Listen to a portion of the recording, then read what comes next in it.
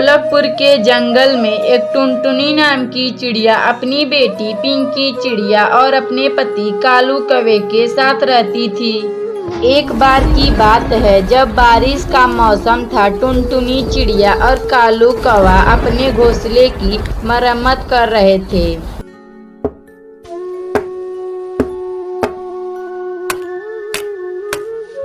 तभी बारिश शुरू हो जाती है। अरे ये क्या हो गया? पूरी तरह से अभी हमने अपने घर की मरम्मत भी नहीं की और बारिश शुरू हो गई। टुनटुनी, तुम जल्दी पिंकी को अपने घोंसले के अंदर ले चलो, नहीं तो बारिश में यह भीग जाएगी तो इसकी तबीयत बिगड़ जाएगी। फिर वह टुनटुनी चिड़िया अपनी बेटी पिंकी चिड़िया को लेकर घोंसले में चली जाती है। कालू कौवा बारिश का रुकने का इंतजार कर रहा था, लेकिन बारिश रुकने का नाम ही नहीं ले रही थी। अजी, सुनते हो जी, कब तक आप बारिश का रुकने का इंतजार करोगे? तुम भी घोंसले के अंदर आ जाओ। जब बारिश बंद हो जाए तो आप घोंसले की मरम्मत कर लेना।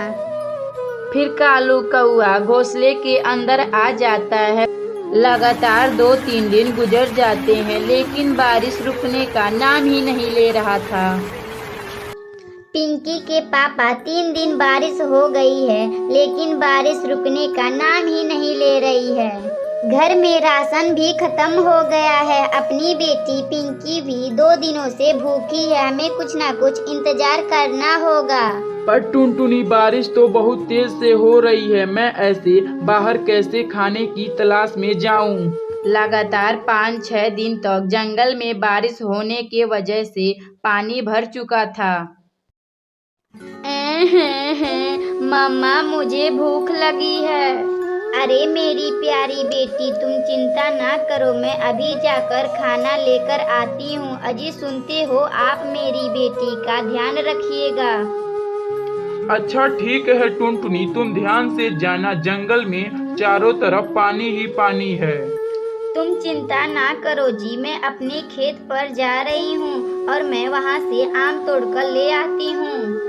हाँ, तुम ठीक कह रही हो, अगर खेत में आम बचे होंगे तो हम लोग उसे खा लेंगे। फिर टुनटुनी चिड़िया अपनी खेत की ओर जा रही थी तो तभी उसे तेज हवाओं ने उसे नीचे गिरा देती है और पानी में डूबने लगती है। बचाओ बचाओ, मुझे तो कोई तो बचाओ, मैं तो डूब रही हूँ। फिर तभी टुनटुनी चिड़िया को कुछ आम दिखाई देते हैं और टुनटुनी चिड़िया आम के साथ बाहर निकल जाती है। फिर टुनटुनी चिड़िया आम लेकर अपने घर आती है। हाय, ये क्या हो गया? मेरा घोंसला कहाँ चला गया? टुनटुनी चिड़िया का घोंसला पानी के साथ बह गया था। धीरे धीरे इसी तरह दिन बीत रहा था। एक दिन टुनटुनी चिड़िया बेहोश होकर जमीन पर गिरी हुई थी तो तभी उसके पति और उसकी बेटी पिंकी चिड़िया वहां आते हैं। टुनटुनी, मैं घोंसले के साथ बह गया था, कैसे कैसे जान बचाकर मैं बाहर निकला हूँ। फिर वह तीनों एक साथ खुशी खुशी रहने लगते हैं। अगर आपको यह कहानी अच्छी लगे तो वीडियो को लाइक करें और चैनल को सब्सक्राइब करें और बेल आइकन को दबाना नहीं भूलें।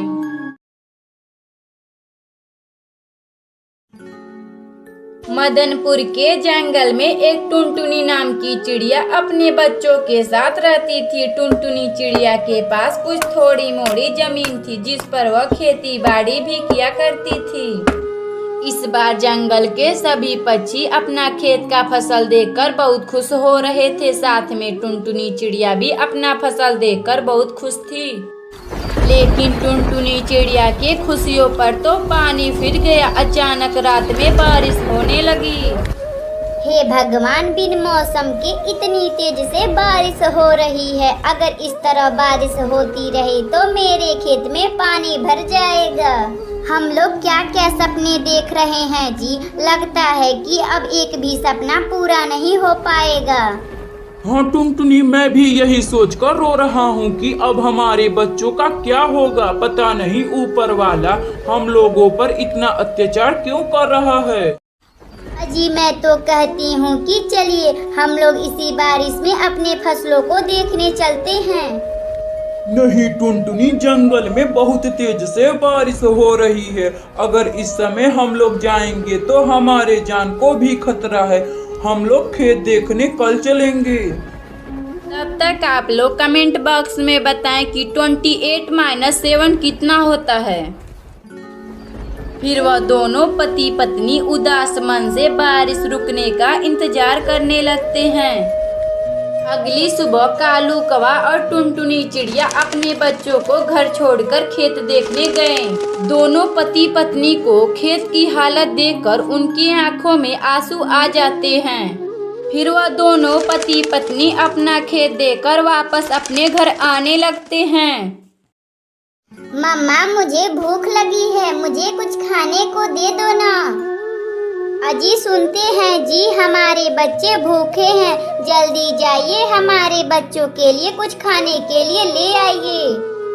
अच्छा ठीक है टुनटुनी, मैं अभी जंगल में से कहीं से भोजन खोज कर लाता हूँ। टुनटुनी, तुम हमारे बच्चों का ध्यान रखना और इन्हें कहीं बाहर मत निकलने देना।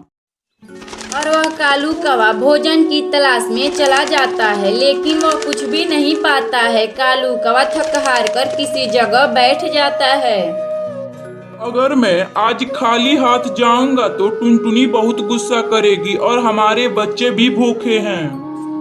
यह बात कालू कौवा सोचकर उदास मन से बैठा था, तो तभी उसे एक 500 का नोट दिखाई देता है।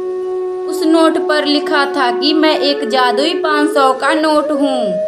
फिर वह कालू कौवा उस जादुई नोट को लेकर अपनी पत्नी टुनटुनी चिड़िया के पास आता है। टुनटुनी, मैं एक जादुई 500 का नोट लाया हूँ, हमें इसे खेत में लगा देना चाहिए। और अगली सुबह टुनटुनी चिड़िया उस जादुई 500 के नोट को अपने खेत में लगा देती है। देखते ही देखते टुनटुनी चिड़िया के खेत में जादुई पैसे का पेड़ बड़ा हो चुका था और ऊपर बहुत ज्यादा पैसे टंगे हुए थे। और वह दोनों पति पत्नी को खुशी का ठिकाना न था, वह पैसे देखकर बहुत खुश थे।